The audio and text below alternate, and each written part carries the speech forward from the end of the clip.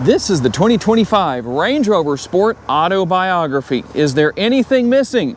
Hey everybody, it's Tom from Vehicle Visionary. I hope you're having a great day. Today we're back at Land Rover of Shreveport. We're going to go over the particulars on this Eiger Gray with light cloud and ebony interior Range Rover Sport. As is always the case with my videos, if you want to know more about this particular model or anything else they have at Land Rover of Shreveport, check out the link down in the description of the video. We'll have the Pixel LED headlights, signature daytime running lights, and we're going to have our fog lights down here on the lower portion of the front end. Now, that flickering effect you see happening right here, see all that flickering? That's not really happening. It's happening through the lens of my camera, but for those who might say, hey Tom, how do I make my Range Rover do that? You don't, other than looking through the lens of a GoPro. Now, one thing that is a little surprising here is the lack of what we have here. No active air curtains. Kind of interesting, kind of surprising, especially on the Autobiography. It just seems like it should be here. But the areas that count the most, I'd say, are going to be active as far as your upper and your lower grille areas. We're going to have our forward-facing camera right here. And a very nice, sleek-looking front end with the front spoiler. I think you have a nice balance with gloss black in just the right places, but not too much. Always nice to see that.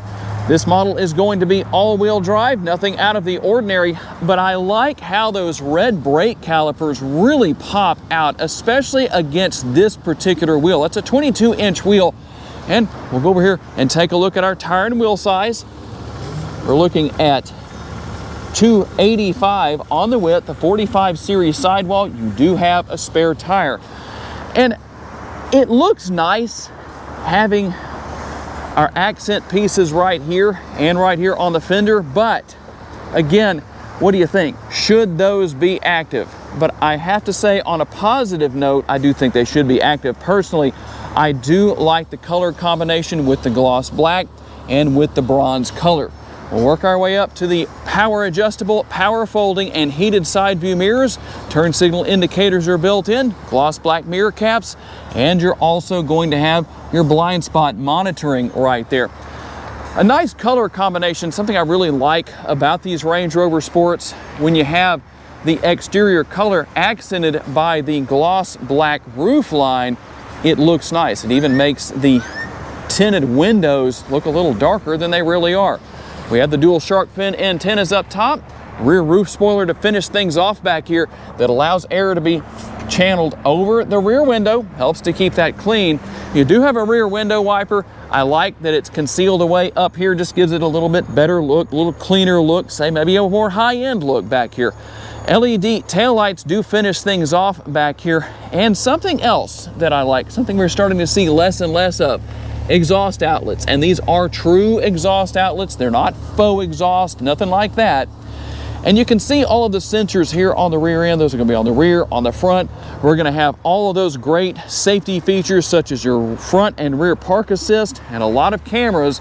We'll take a closer look at that when we get into the interior shortly. Being that this is a plug-in hybrid electric vehicle, or PHEV, the numbers are going to be different as far as horsepower and torque compared to what you may be used to hearing. This is the 3-liter straight 6.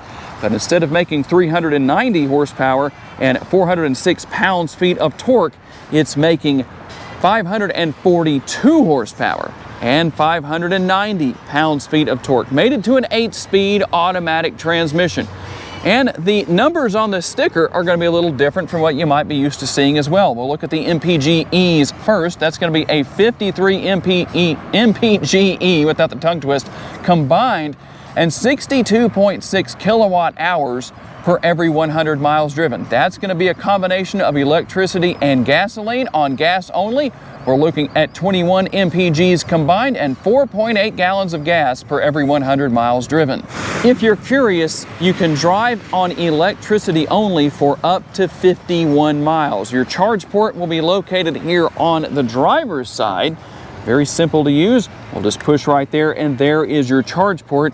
And you do have a couple of different options depending on what it is you want to use. Now, I'm not going to leave out the gas tank size here either. We always like to share that in these Vehicle Visionary videos. In this case, you're going to have a more of a traditional, or maybe we can call it old school in this day and age, gas cap, no capless fuel fill. This gas door does lock when you lock the vehicle, and you have an 18.9 gallon gas tank. And in case you don't believe me, I've locked the vehicle, and there you go. You can see that that gas door is indeed locked. Now, something else I wanted to show you real quick, a couple of things. Number one, the power folding side view mirrors. There they are in action. I know a lot of you like to see that. And our deployable door handles. That's not only a cool feature, but it's actually meant to help with aerodynamics. That way, when you're driving down the road, you don't have any resistance coming from those door handles being out in the more traditional position. If you're curious to see the remote, there's what it looks like. Nothing new as far as that's concerned, but I know somebody might want to see it, so I better show it to you. How about practical use? You can tow up to 6,614 pounds. You have a power tailgate. There's a number of ways to open that, including the remote, the button I just pushed on the tailgate itself, and a button on the interior. Another question is, does this Range Rover, since it's a PHEV, come with a charging cable? Well, the answer is right here. We're looking at 31.9 up to 53 cubic feet, depending on how you configure things. To lower the rear seats, we just push the buttons right there. There are two different buttons, so you can lower one or both sides depending on what you want to do. But the thing I like is you just push the buttons and everything lowers all the way down. And yes, you can remove the rear cargo cover back here if you want to. That's very easy to do, but you can also leave that in place. Just make sure you put it in place properly, unlike what I just did right there. And right underneath here, in case you were curious, there is the spare tire. I wouldn't put it past somebody to question whether there's really a spare tire here or not. And that's understandable. Sometimes when you have a plug-in hybrid like this, there is no spare tire. There is in this case.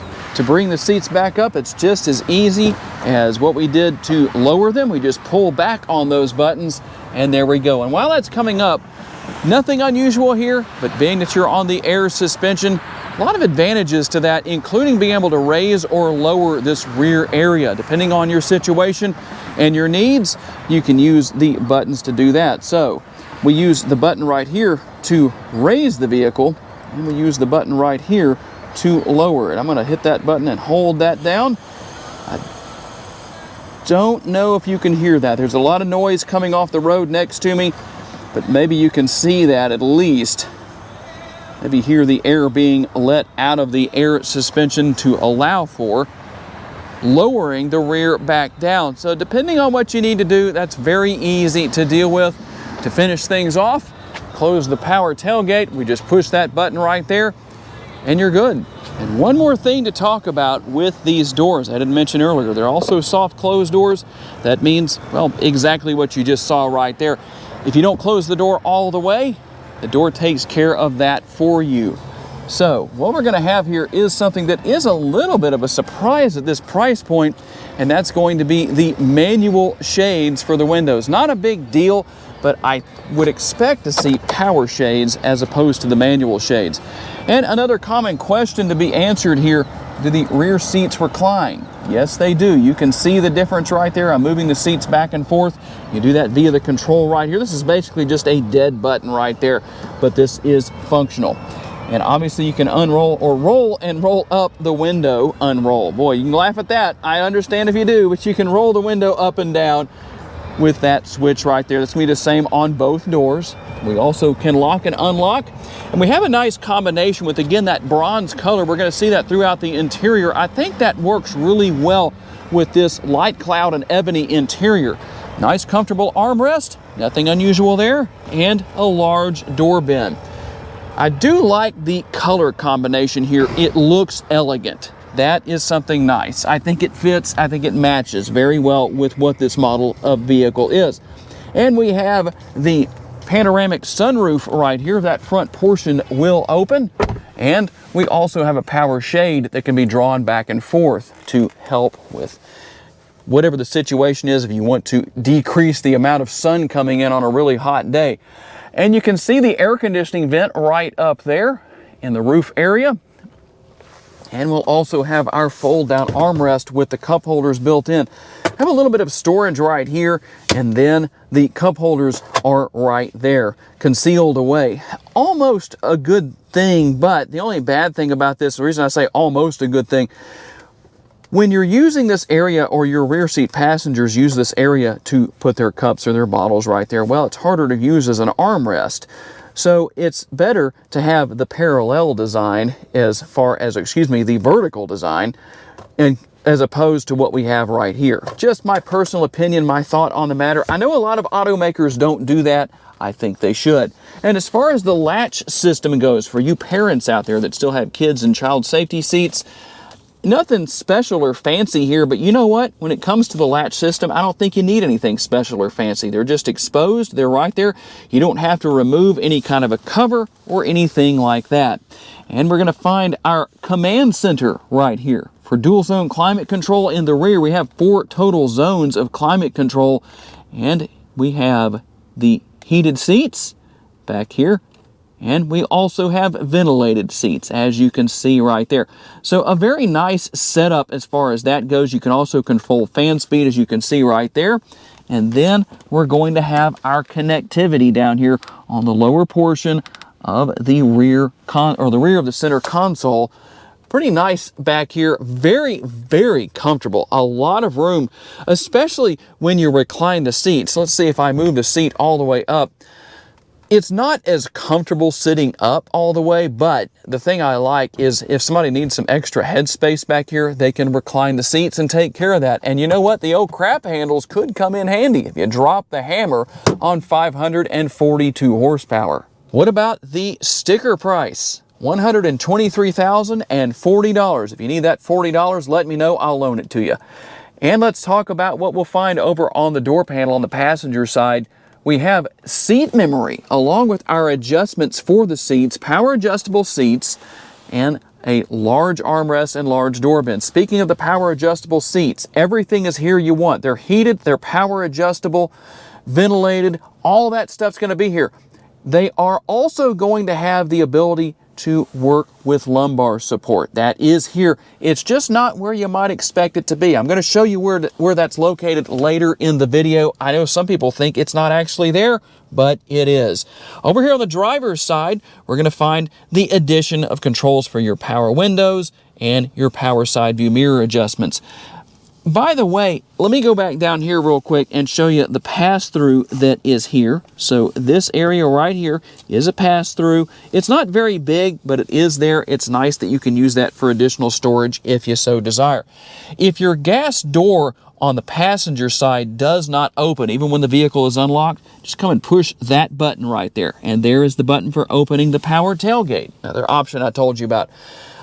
And right here, a very nice looking steering wheel. All of our steering wheel mounted controls. Here's where you're going to turn on the heated steering wheel on and off. By the way, you do have a heated windshield and heated washer jets. It's part of the cold climate package.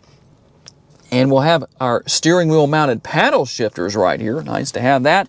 You can also adjust the position of the tilt and telescopically adjustable steering wheel, which is right here, power adjustable.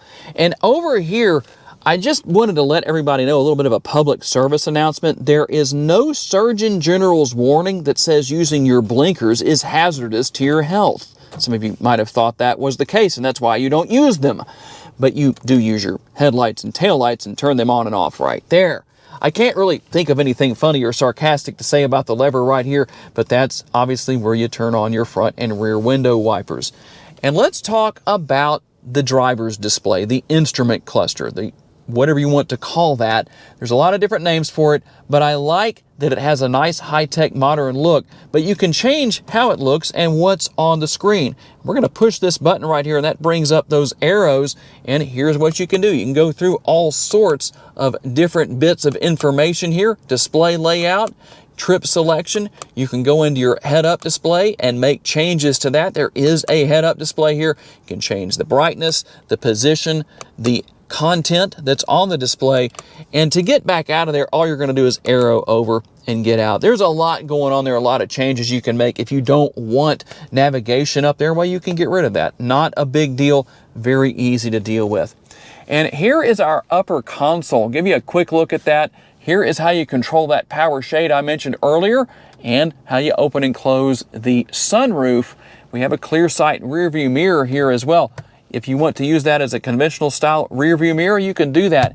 I will say this, it does take some getting used to as far as the clear sight rear view mirror goes, if that's not something you're used to. But once you're used to it, I don't think it's a problem. I think you'll stick with it. And we have the lower and the upper glove boxes right here. So a little bit of additional storage space as far as that goes. Now we'll get into the 13.1-inch PHEV Pro infotainment screen. In fact, before we do that, one more thing. If you're looking for your hazard light button, there it is. Probably just opened myself up to a bunch of interesting comments on that. And back to the infotainment screen, everything you could want is here. Every single bit of information is here. Easy to see, easy to get to. And you can wirelessly pair your smartphone. Easy to deal with where that's concerned. Connect your phone right there. Apple CarPlay and Android Auto are here. The only thing that I think is missing here is physical controls. I know that Land Rover likes this nice clean look that we have right here. I would rather have some physical controls right here. We have our wireless charging pad. That's going to be nice to deal with. And you can hide that away if you want to, but I think we'd rather sacrifice the clean look and have physical controls for the air conditioning. But you do go in right here to adjust the air. So you can see, here is where you adjust the fan speed right here. I'm going to go back down to low so I don't make too much noise with that. And then you can turn on your heated or ventilated, excuse me, let's go right direction here. Heated or ventilated seats right here. I kind of did that backwards, didn't I? You can turn that off. You can sync both sides together. And obviously, here's where you're going to change your temperature. Now, I do want to show you right here. We're going to touch that seat right there. And there's a bunch of things that come up. First of all, let's just go through this in quick order. Seat heat. You do have the massage seats here, so depending on how you want that to be set up, we can turn that on right there. You can change the level. You can also go right here and change the way. There's a lot of customization here as far as that goes. But the one thing I really wanted to show you right here, you go into adjust, and here's what we have. You can adjust the headrest, bolsters. There is lumbar. So you can adjust that with the arrows right here and increase or decrease that depending on what you want. So nice to have that there. What do you think about that? I know some people think that lumbar support isn't available on these seats, but obviously it is, and it's right there. And you go into more, you can see what you have as far as that goes. We can fold our seats, unfold our seats, a few different options where that is concerned. You do have built-in navigation, obviously. This is not as complicated as it might seem to some people. I know some people might think, man, that's a complicated system. It really isn't. It might look that way, but it's not. Our driving modes are here. We have Comfort, Eco, Auto, Off-Road, if you want to use that, and Dynamic right there. And you have your auto brake hold. I like to turn that off personally. But what do you think? Some people might like that. If you're wanting to turn the auto stop start off or on, there's where you do it. And your dynamic stability control. You can also make changes right here. If you have the charge capacity, you can go into EV mode. You see, it obviously doesn't, so that's why it went back to hybrid. But very simplistic, I think, as far as that goes. Not anything overly complicated. One of my favorite things, the surround view camera right here. We can go around the entirety of the vehicle and see what's going on everywhere. A nice clear view, and you have the overhead view. You can even make changes to where the view is located right there based on what I'm doing. You can see what I'm doing right there. Pretty easy to deal with. I like that. And we can go right here to the 3D view if we want to do that. If you want to go into settings, you just touch that gear icon, select the gear icon right there, and you can see what's going on where that is. Haptic feedback, auto theme, depending on what you want. The haptic feedback, what is that exactly? Well, I don't know if you can tell the difference, but if I turn that back on, that's what it is. That sound you hear every time I touch something. So there we go. We can go into our home screen. We can edit the layout. You can do so much here. If you want to adjust the audio, and who doesn't want to adjust that to their liking with the Meridian sound system, well, you can do that. Very easy to deal with, and there's all right there. Pretty easy to figure out what's going on if you need to do a software update. There's that information. You can go into general right here, and you can see all of the different changes and settings you can make. There's so much going on here. I don't want to spend too much time on that. The shifter, I definitely like that because it fits snugly in the palm of my hand. Very easy to deal with. There's a button on the front. You just push that, and you can go into reverse. You can go into drive. When you need to go back into park, you just push the button right there. And we have the cover right there that conceals away the cup holders, and underneath the cup holders is some concealed storage space, and there's a USB port right there. Now, I prefer to use the center console lid as my armrest as opposed to what's built into the seat. You do see that you have the illuminated belt buckles right there. I hope that's showing up on the screen appropriately, but those are illuminated. And we also have the refrigerator console. The refrigerated console right here, you can see via those blue lights right there that we have two different settings for that. So we have a nice cold Sirius XM brochure right there if you need to use that. Okay, here we go on our test drive. And I'll tell you what, if you ease into the pedal, wow, that's actually pretty impressive. I'm not dropping it all the way to the floor. I just eased into it to about half throttle, and that's pretty impressive. You definitely can feel the torque. You can feel in the front end, you know, the back end squats, the front end kind of just trying to come up. It's not going to come up off the ground, obviously, but boy, it feels like it sure would like to. But that's impressive. And how about the railroad track test? You heard a little bit there, but not too bad. I don't know how that came across on my microphone, but as far as the road noise goes, keep in mind, it is very quiet in here right now, so that makes a big difference. But getting down the road is no problem whatsoever. And that's one thing that's interesting about the wheels that are on this particular model and the exterior color of this Range Rover Sport. In my opinion, at least, it's kind of unsuspecting. So when you're sitting at a red light and somebody comes up behind you and the lane next to you is open and they think you're going to be a slowpoke and they get in that lane, and then they find out that you're not a slowpoke, well, this would be something that would probably surprise them quite a bit. At least that's what I would think. Let's just see how it does here. Yeah, definitely plenty of power, plenty of torque, no problem getting up to speed. Wow, very impressive. But the good thing about it is that it's a very practical vehicle in every way possible. Great for the road trip, great for trips to the grocery store, whatever you're doing. Plenty of space back there for cargo. If you need to do some towing, you can. I like it. It's comfortable. The ride quality is exceptional. And something that for me is a good thing, I know a lot of people don't necessarily think about this, but for me, I like nice, tight steering. There is no play in the steering wheel whatsoever. The steering is very, very sporty, sports car-like. It's probably the right term to use where that's concerned. That's always a good thing. It gives you that secure feeling of being in control. That's always nice to have. You have all-wheel drive, and all of those different driving modes, keep this in mind. I know this is not something most people are going to take off-road, although it is capable of some off-roading. But even on-road, if you're dealing with maybe treacherous driving conditions, snow and ice, maybe it's rained and slick outside, whatever it is, all-wheel drive is going to help you out with that, to stay safe, to maintain traction. There's so many benefits where that's concerned. And I love the fact that not only am I super comfortable here in the front seat, but those back seats offer plenty of room too. There's a lot of great things here. The one thing I had mentioned earlier in the video, the armrests that are built into the seats. When you have the armrest lowered way down, I noticed that it tends to get in the way of the belt buckle, buckling the seat belt down there. So you might think about just leaving that out of the way, I guess, until you're ready to put your seatbelt on. You put that on, then you can put it back down. But for me, that tends to get in the way down there. Just my personal preference on that. Maybe down the road, we'll see those eliminated completely. I'm curious to know what your thoughts are as far as those armrests go. Some people might say, I really like them. You can adjust the height on them. So there are some adjustments built in, or it is an adjustment built in right there. Technology, as I mentioned earlier in the video, very easy to learn and use, and I like having an easily manageable gas and brake pedal. You can't beat that. It's always nice. easy to adjust to no matter what you're coming out of, at least based on my experience.